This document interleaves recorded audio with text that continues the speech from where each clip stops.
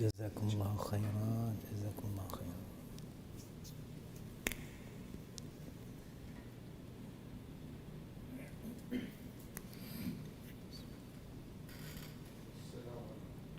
وعليكم السلام ورحمة الله وبركاته.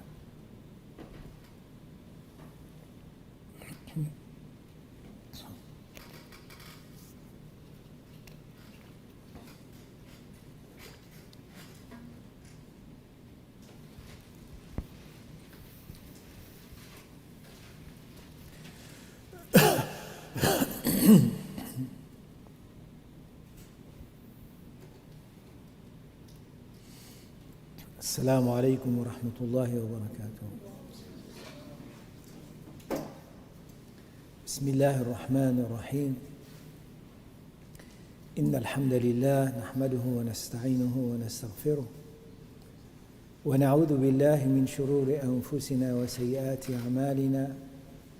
من يهده الله فلا مضل له ومن يضلل فلا هادي له، وأشهد أن لا إله إلا الله وحده لا شريك له، وأشهد أن محمدًا عبده ورسوله.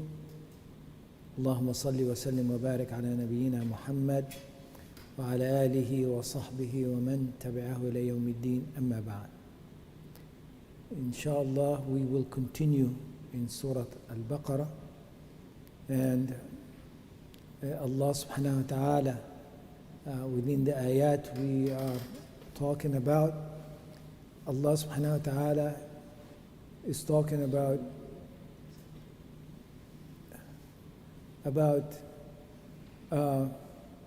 the Israelites. And for ayat, one after another, Allah subhanahu wa ta'ala is telling us about them at the time of Musa alayhi salam, after the time of Musa alayhi salam, and also during the time of Rasulullah sallallahu alayhi wa sallam. And again, this information is for us to show us the example of what Allah subhanahu wa ta'ala gave us at the beginning of Surah Al-Baqarah, al-muttaqeen and al-muttaqun wal-kafirun wal-munafiqun, the categories of humanity, of the choices that people make. You choose to be a muttaqi, choose to be a kafir, choose to be a munafiq. And Allah subhanahu wa ta'ala now is giving us examples of that. He gave us example of iman, example of what kufr is, and nifaq. Okay? So now, inshallah, we will continue. Go ahead.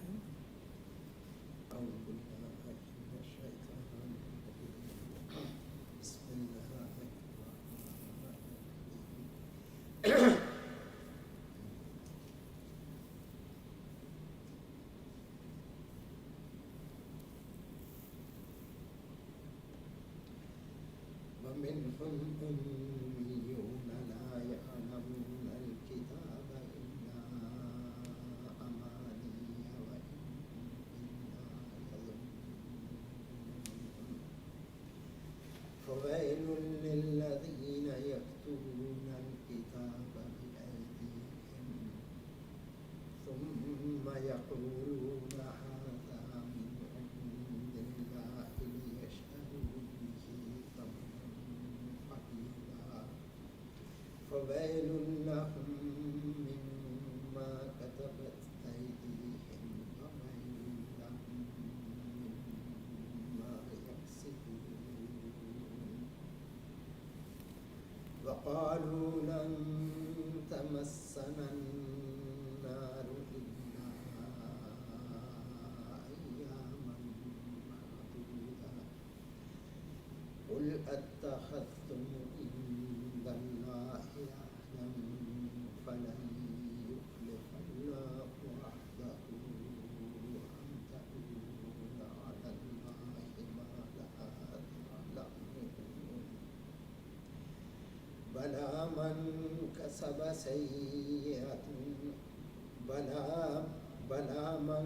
كسب سيئة أحاطت به خطيئته فأولئك أصحاب النار هم فيها خالدون والذين آمنوا وعملوا الصالحات أولئك أصحاب الجنة هم فيها خالدون وإذ أخذنا ميثاق بني إسرائيل لا تعبدون إلا الله وبالوالدين إحسانا وذي القربى واليتامى والمساكين وقولوا للناس حسنا وأقيموا الصلاة وآتوا الزكاة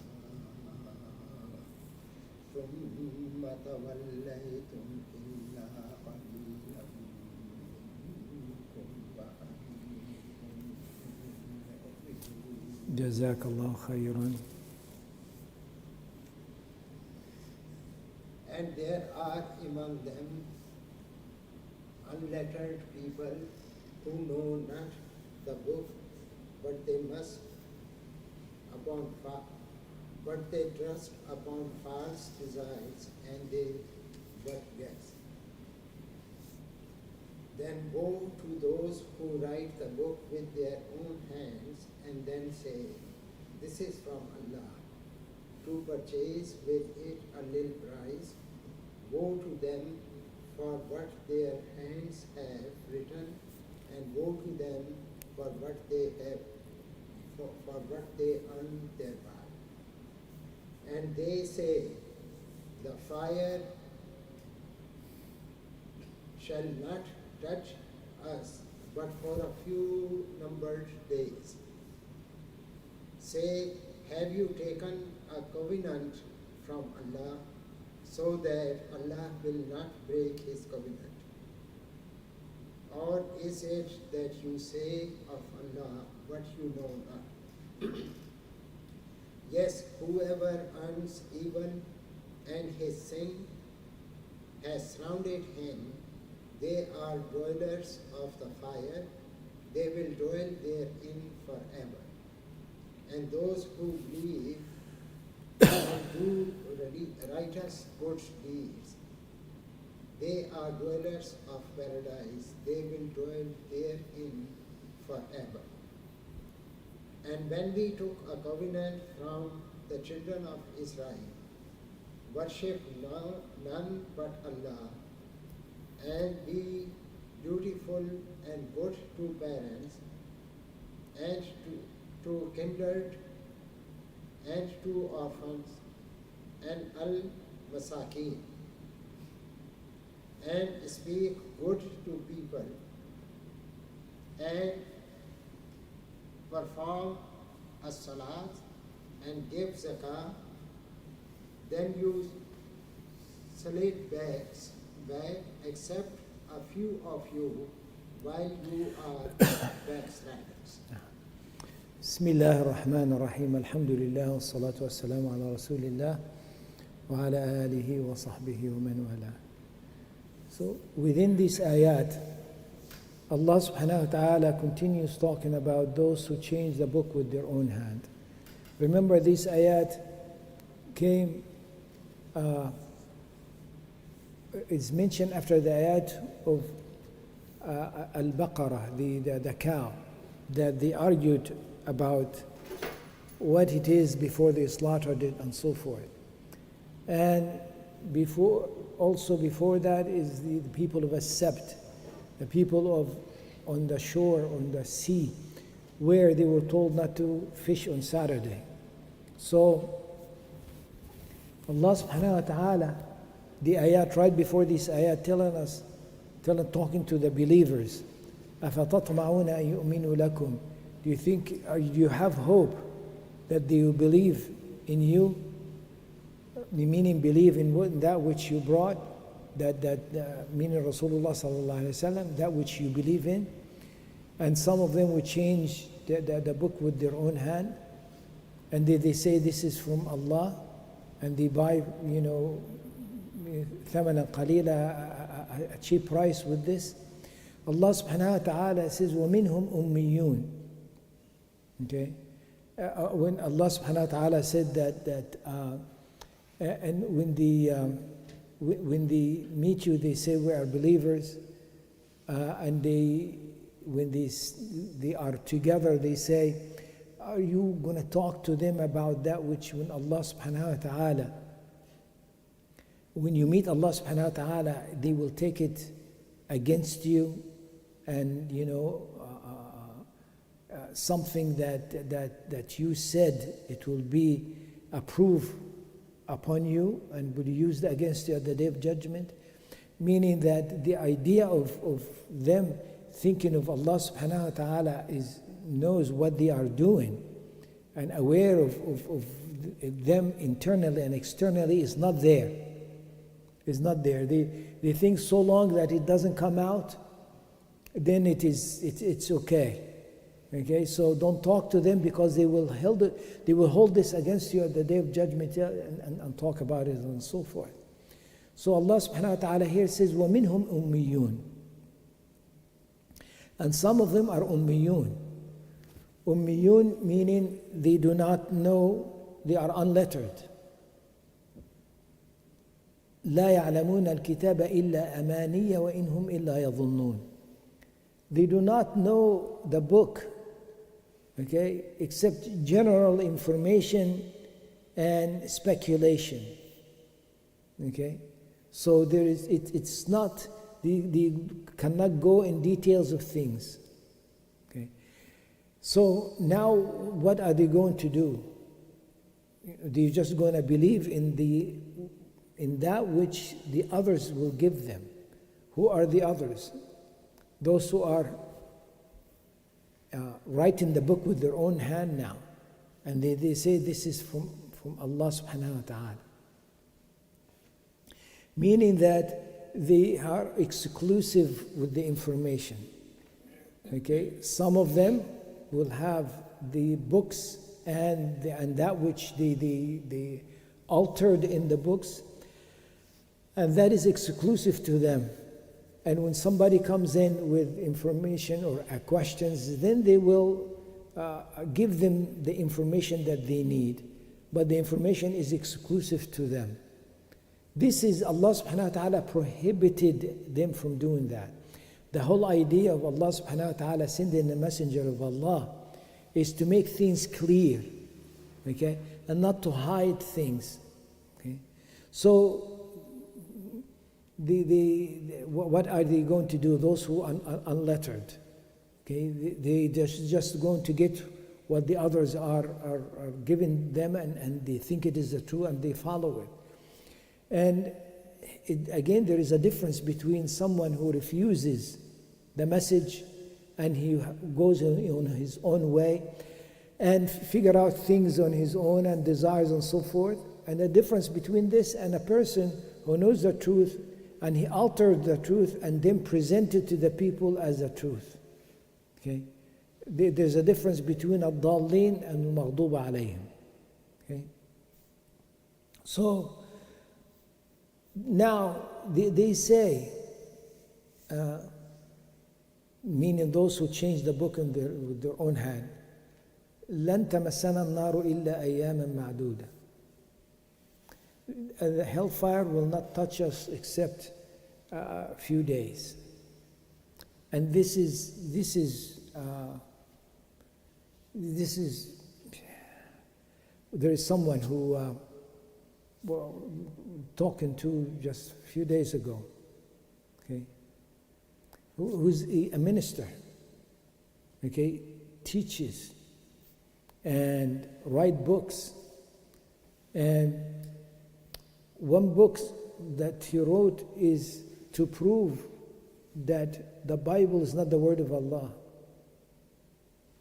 He found mistakes in the Bibles and things like that, and critiques the Bible, says this cannot be all from the word of Allah. Okay? And also he teaches Islamic,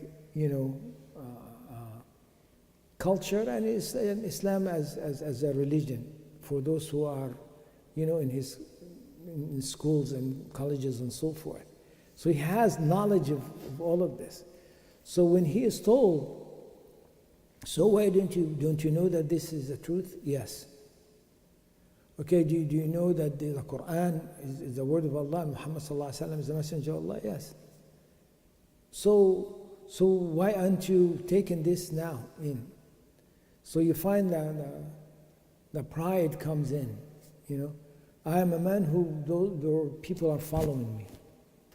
Okay, I'm teaching others and so forth. Okay, so go ahead and that's good. Tell them now you found the truth and take them with you. No. Muhammad was a messenger and so forth and prophet and the other prophets as well. And he talks about himself as a prophet, meaning that God speaks to him and so forth. Okay, so what? So we say to him, this is the truth, but the truth says such and such and such. There are no more prophets. So he goes, so what if I enter hellfire? It's just going to be a few days and that's it. Okay? Almost exactly word by word how Allah subhanahu wa ta'ala is mentioned in the Quran.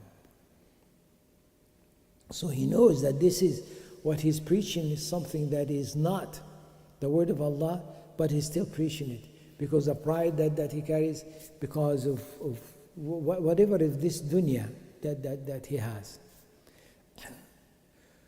So لن تمسنا النار إلا أياما معدودة. So Allah subhanahu wa ta'ala answering them, say to them, أتخذتم عند الله عهدا أم تقولون على الله ما لا تعلمون. One of two things now, if we say something like that, because now you're talking about the hereafter, you're talking about the unseen, and you are claiming something about it. So you have to have a source, because you yourself cannot determine that, cannot know this. So this information is coming to you from some other source. Okay? So what is the source? Did you take a covenant one-on-one with Allah? Allah talked to you, tell you that the hellfire is because that's the source. That is the source, that the only source that you can get about the hereafter from. Okay, the all-knower, the one who created this life and created the hereafter, right? أَمْ تَقُولُونَ عَلَى اللَّهِ مَا لَا تَعْلَمُونَ. Or do you say about Allah what you do not know? There is no other choice. You're just saying things from your whims, or you're claiming that you have a covenant with Allah. And if you have a covenant with Allah, tell us, how did you have this covenant? What is this covenant saying? And so forth. Okay? بَلَى مَنْ كَسَبَ سَيِّئًا وأحاطت به خطيئته فأولئك أصحاب النار هم فيها خالدون. No. The one meaning what you're saying, this is not true, and you do not have the evidence, and you are lying. من كسب سيئة, the one who earned a bad deed. But here Allah subhanahu wa ta'ala puts it in a way of earning it in a very easy way. Kasaba. Okay? Usually what Allah subhanahu wa ta'ala will say about sayyi'ah, iktasaba, not kasaba. Sayyi'ah, bad deed, is iktasaba. Okay? Like the end of the surah Al-Baqarah. لها ما كسبت وعليها ما اكتسبت. Allah put kasaba or iktasaba in one verse. Laha, for it, at the day of judgment, for it, what is earned, meaning for it, meaning good deeds. It's a reward for it. Okay, ma kasabat, what it earns. Wa alayha, and against it, and upon it, maktasabat, what you earned. But in English you say earned and earned. But iktasaba meaning exerted an effort to do so. Meaning does not come naturally. Right? It does not come naturally. You have to exert an effort to do so. Like, if you are telling the truth, that you do not find that you do not exert an effort to tell the truth. Okay? Because it is the truth. You've seen it, you heard it, you touched it, you smelled it, you tasted it, you know. So you go to sleep, you wake up, somebody asks you about it, and you'll say the same thing exactly. Why? Because you had that experience, it is the truth. But let's say you're going to tell a lie about it. Then you have to exert an effort. You have to now to know exactly what lie you're going to put in within this statement. And then make sure that you're going to make sure that you're going to remember the lie, because it does not naturally come to you, because it didn't happen. So you're liable to forget it. Okay?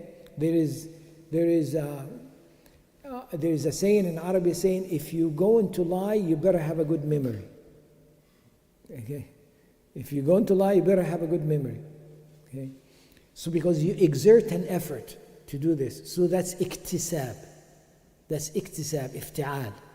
Okay? But here, Allah subhanahu wa ta'ala talking about sayyi'ah, but talking about kasb, not iktasabat. Man kasaba sayyi'ah. Another word. They lie and disobey and do the sayyi'at until it becomes a second nature. You no longer exert an effort to lie and cheat and so forth. This is who they are now. So it will be difficult for them to do what is right. And to indicate this, look at the words after it. وَأَحَاطَتْ بِهِ خَطِيئَتُهُ. And his bad deeds is surrounding him. أَحَاطَتْ بِهِ خَطِيئَتُهُ. His khati'ah is all surrounding him. So now it is what? It is very easy to commit a sin. And this is what Rasulullah sallallahu alayhi wasallam tells us about the heart. Okay, the heart can reach a level that لا يعرف معروف ولا ينكر منكر. That will not know a ma'ruf, that which is good, and will not push away any munkar. Okay? Does not recognize this from that. And that the munkar will be there and no problem at all. Because the heart, khalas, darkened and will not recognize this anymore. Okay? So Allah subhanahu wa ta'ala says, no. Now you are saying that the hellfire is not going to touch us except a few days. It's because of what you have done.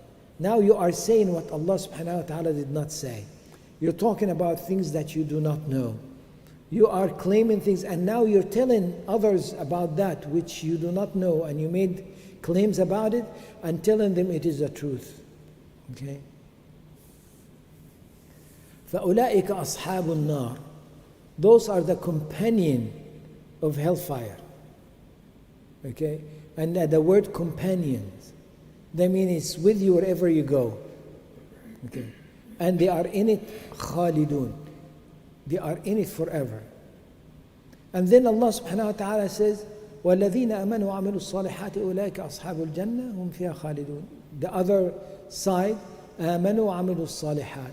They believe and do the good deed. Again, the two, that they are not separated in the Quran and in the deen and Islam, in the word of Allah. Okay? Again, those who write the books with their own hand, they are the one who separated it. Okay?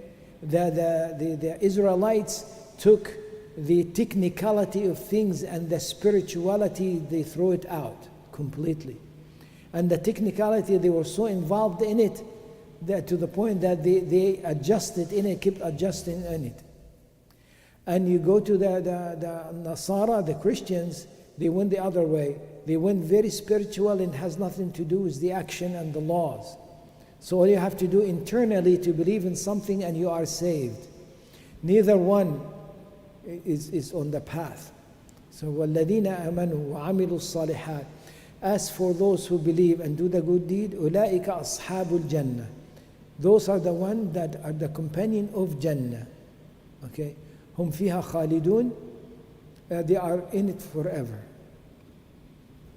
Now, Allah subhanahu wa ta'ala goes to the details of what is the good deed now, the iman and good deeds. What are the instructions of good deeds? Remember at the very beginning of mentioning the Israelites, Allah subhanahu wa ta'ala tells the Israelites, Ya Bani Israel, اذكروا نعمتي التي أنعمت عليكم. O Bani Israel, remember the bounty that I bestowed upon you, and so forth. And then Allah subhanahu wa ta'ala says, إِذْ أَخَذْنَا مِيثَاقَكُمْ, when we took the covenant from you, and so forth. Now Allah subhanahu wa ta'ala give us a detail, not so much details, but the bullets of what this covenant is. Okay? وَإِذْ أَخَذْنَا مِيثَاقَ بَنِي إِسْرَائِيل, when we took the mithaq, the covenant from the Israelites. لا تعبدون إلا الله, do not worship anyone except Allah. وبالوالدين إحسانا, and be good to your parents. Okay. وذي القربى, and the nearest in kin. واليتامى, and those who are orphaned. وقولوا للناس حسنا, and talk to the people in a beautiful way. وأقيموا الصلاة, establish the prayer. وآتوا الزكاة, and give the zakah. Okay, give the charity, give the known portion of your money, that is obligation that you give. Okay. ثم توليتم إلا قليل منكم وأنتم معرضون. Then you turned away, except a small number from you, and you just give your back to all of this. Okay. Isn't this the covenant that Allah subhanahu wa ta'ala took from us too? So it is the covenant for all, the covenant of Islam. Okay? What is it? Do you worship Allah and Allah alone? But again, what is the idea of worship? Al-ibadah hiya at-ta'a. Al-ibadah hiya at-ta'a. The worship is obedience. If you want to put a definition of worship, will be obedience. Okay, obedience meaning Allah subhanahu wa ta'ala says, this is how you worship me. Okay? You do this, you stand here, you do this, you recite that, and so forth. You fast, all the acts of worship. That's ta'ah, you take it as it is. And also tell you what to do, what should be done in life generally. Then at-ta'ah there is a ibadah. To obey Allah subhanahu wa ta'ala in all matters is a ibadah. When you make a right decision in your money, how to use it, that is ibadah. When you are taking care of your family and your wife and for the sister of your husbands and so forth, that is ibadah. Because you're doing what Allah subhanahu wa ta'ala give you, that these instructions you are following. Okay? When you are raising your children, it is ibadah. Okay, when you go into work to earn money to take care of your family is ibadah. Okay? It is the food that you put in the mouth of your wife is ibadah. It's sadaqah. Sadaqah to get close to Allah subhanahu wa ta'ala with. Okay? So, لا تعبدون إلا الله. Do not worship anything except Allah subhanahu wa ta'ala. Meaning you obey Allah, totally obey Allah. Then, when it comes to the parents, now the circle now is going to the parents. It's getting bigger. You yourself worshiping only Allah. Now your parents. وَبِالْوَالِدَيْنِ إِحْسَانًا. You're not going to just do what you have to do, what you are obligated to do with your parents or for your parents.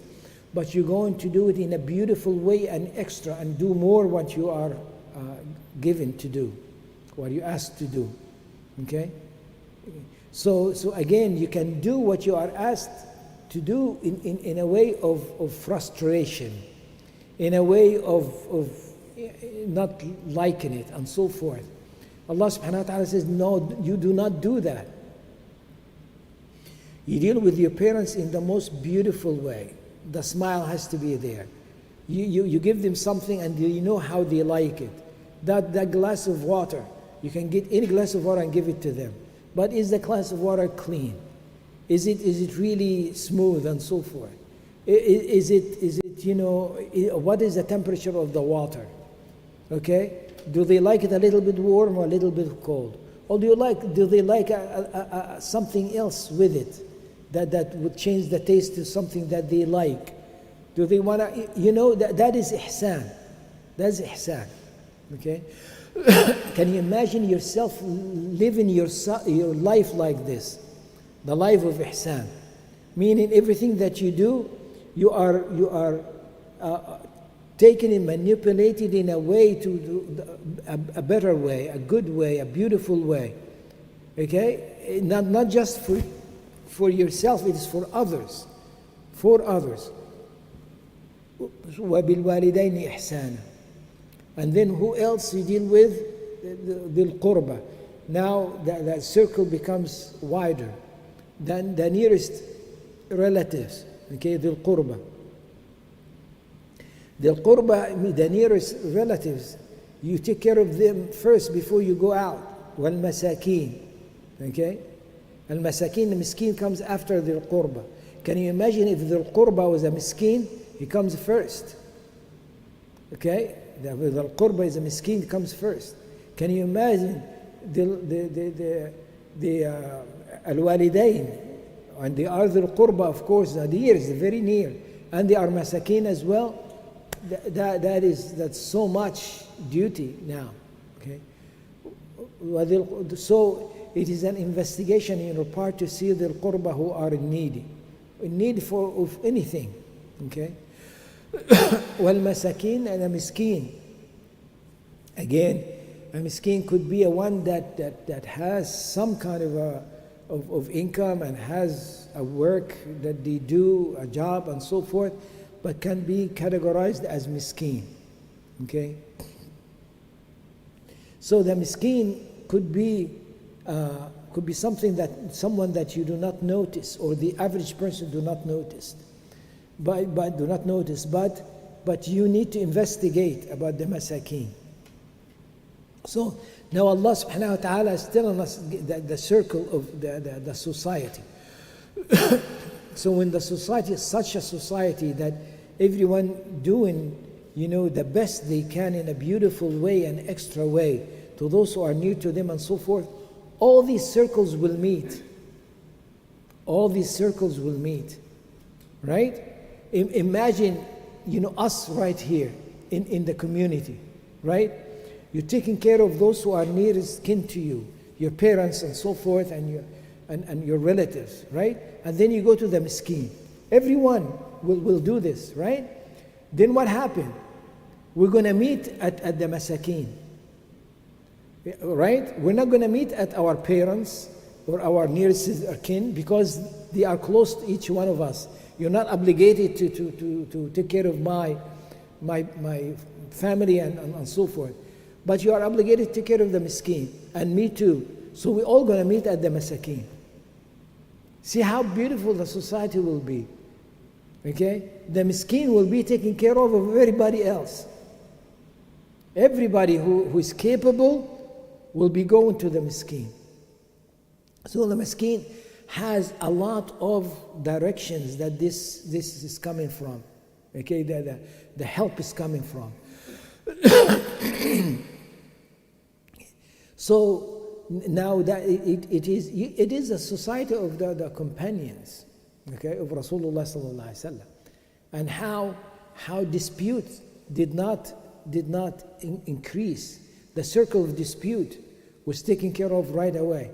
And if the dispute becomes so much, okay, and so big, and it did, why?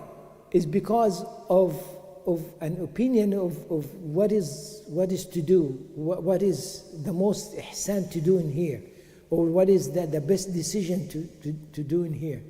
So one reaches that this issue has to be solved in this way, and another one gets a different path to that, and they would have a conflict. They say, no, we must do this. The other one say, no, we must do this. And usually at the end, they will together find a compromising, or one will give up and follow the others. And the big fitna that happened on the fight, it reached that level. It reached that level of saying, okay, we agree, and the matter was agreed upon. But those who caused the fitna, they thought that if the tomorrow morning, literally tomorrow morning, the following day, if this will continue, we will be in trouble because we are exposed now. Okay, the one who's causing the fitna, right? So what did they do? They went to the different camps and start killing here and killing there, right? So the others will look at it and say, oh, they betrayed the covenant or the agreement that we had, and so forth. Okay. The point is that the society, Allah subhanahu wa ta'ala give them how the society should be like. Okay. ثم توليتم من بعد ذلك. Okay. ثم توليتم إلا قليل منكم وأنتم معرضون. Okay. Then he turned away. Okay. Except a little of you. Here is Allah subhanahu wa ta'ala now is telling us what? Don't look at them all the same. But those who are from among them, that they still take this covenant is so little in number. Okay. And now here is so little from among you, Allah subhanahu wa ta'ala, إِلَّا قَلِيلٌ minkum from you. Okay. Sometimes Allah subhanahu wa ta'ala will say, they do not follow except a little. Okay. Then little what? Little following or little number of them following? You can take it either one. Right? You can take it either one if Allah subhanahu wa ta'ala did not clarify it at the end. But here it's clarified. إِلَّا قَلِيلًا مِنْكُمْ. Okay? Meaning a little number of you who will follow this. وَأَنْتُمْ مُعْرِضُونَ. And you are giving your back to it. معرضين on all of that. What's amazing, in many things that's amazing, is the ayat that will come next. Allah subhanahu wa ta'ala, the ayat that comes next, tell us how their ways were. And you look at it, and you see it clearly in history, how this became, so clear. Okay. And tell us how they were at the time of Rasulullah sallallahu alayhi wa sallam. But putting it in a way of generality, this is how they deal with this. Again, it is going around the commands. Okay? And the ayat that will come, Allah subhanahu wa ta'ala, at the end of the cluster of ayat that is coming, at the end of it, Allah subhanahu wa ta'ala says, أَتُؤْمِنُونَ بِبَعْضِ الْكِتَابِ وَتَكْفُرُونَ بِبَعْضِ. Do you believe in some of the book and do you disbelieve in others? Another word, we will see inshallah next week how Allah subhanahu wa ta'ala showing us how when it's their whims and desires, do you want to use it? The books are closed. And then after certain things done, they open the book and say, see, Allah said in our book such and such, so we have to do this now. Okay? So the book is open if it is benefiting them. Okay? But in a way of disobedience, they close the book, and it is okay to disobey. وصلى الله على سيدنا محمد وعلى آله وصحبه أجمعين. الحمد لله رب العالمين.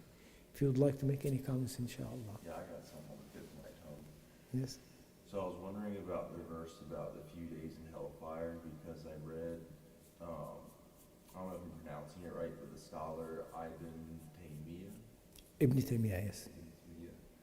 So he argued that even for the unbelievers, that hell would be temporary. So is he just like a total kafir for saying that, or what? I don't understand.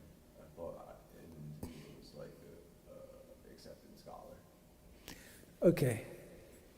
A general look at scholars, okay? Or the general look at humanity, okay? A human being makes mistakes.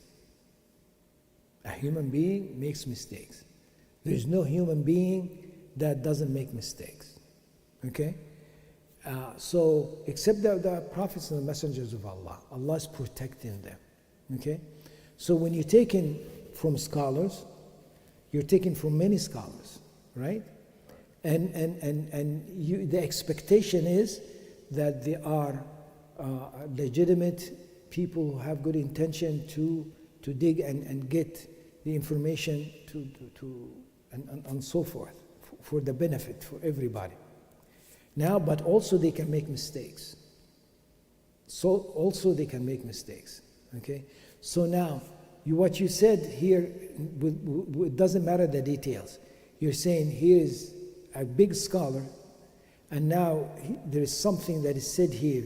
There's a big question mark on it. Therefore, he's a kafir. We don't do that. We don't do that.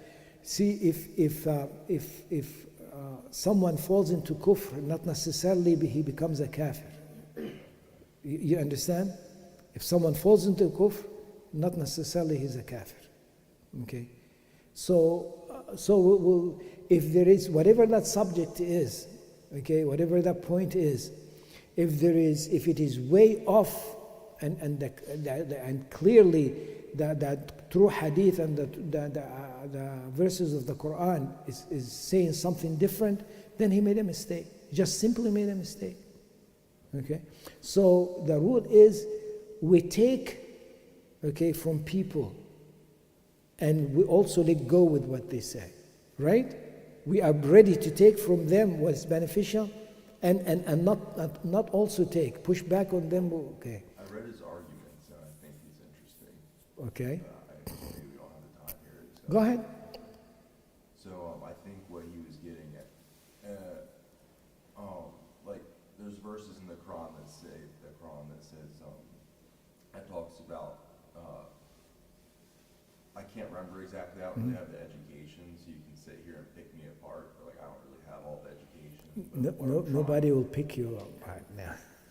So what I'm trying to say is that if I recall correctly, there's verses in the Quran that talk about how even like the tiniest bit of faith will deliver you from hellfire or something like that. Maybe that's in the Hadith, right? Mm-hmm. Like I think the Christians will call it like a mustard seed of faith, or I forget the exact wording. Mm-hmm. And so I think like the argument goes that that a lot of people have a little bit of faith in them, and that is what allows them to eventually come out of hellfire. I don't think Okay, so what he's saying, according to what you're saying now, is that he's following the hadith also. Okay, the hadith saying that Allah subhanahu wa ta'ala will tell the believers, the believer will say, there are people with us and so forth and so on, and we knew them, and they are in hellfire, and Allah subhanahu wa ta'ala say, go and get them out. And the believers will go and get them out. Okay? Then Allah subhanahu wa ta'ala at the end, so they will go and get them all out, right? All that they knew. Then Allah subhanahu wa ta'ala will say, the Prophet have interceded, have the intercession, right? And everything, all the creation had the right for intercession. Allah gave them, and they interceded. Now it is me now who's going to do the intercession. And Allah subhanahu wa ta'ala will take out of hellfire the numbers that no one would know. Okay, so he's going into this and saying and reaching that conclusion. So he's not going and say what Allah subhanahu wa ta'ala says, pushing back what Allah subhanahu wa ta'ala is saying. No, he's going to that trace or the thread and following it and getting that conclusion. Some other scholar will follow the same thread, but he would come to a slightly different conclusion here. That's okay. Just last comment though, that's not on that same thread, is I hear a lot of Muslims say that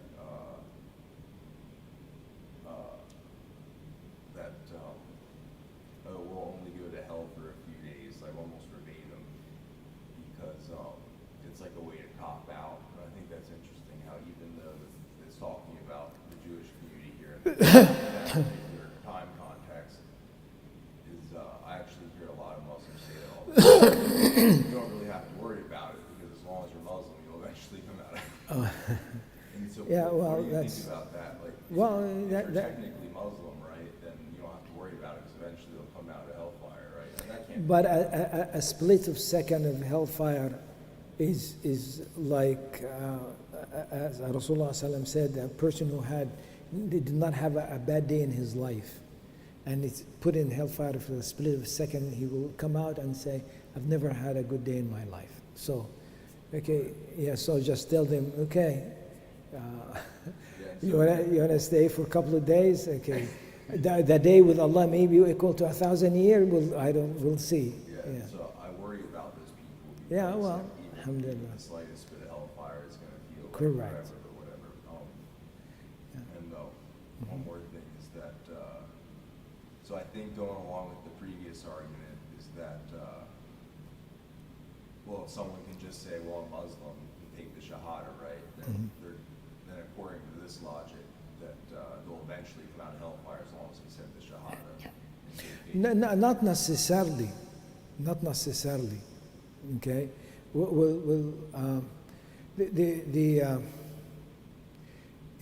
What was in your heart when you said that?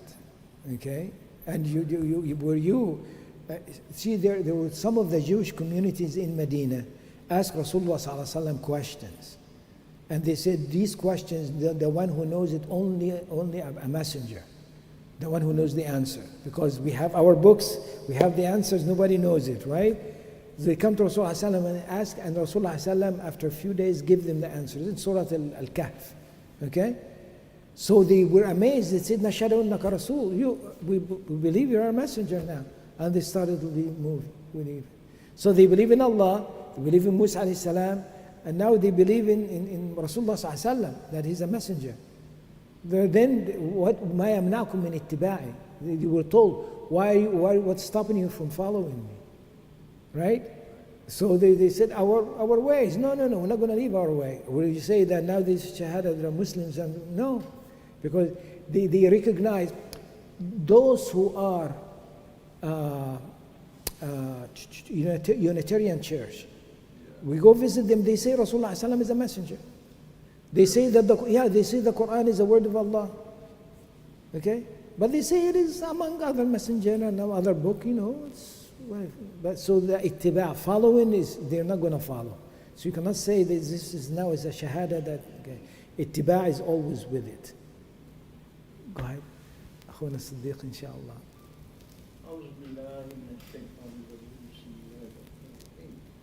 Alhamdulillah, today we continued with Surah Al-Baqarah and we did 6 ayahs, ayah number 78 to 83. So, like the Shaykh explained, that we previously were talking about these Muslims, of Medina, they were told, you were wishing that they will become believers, but it is not possible because of whatever they had been doing,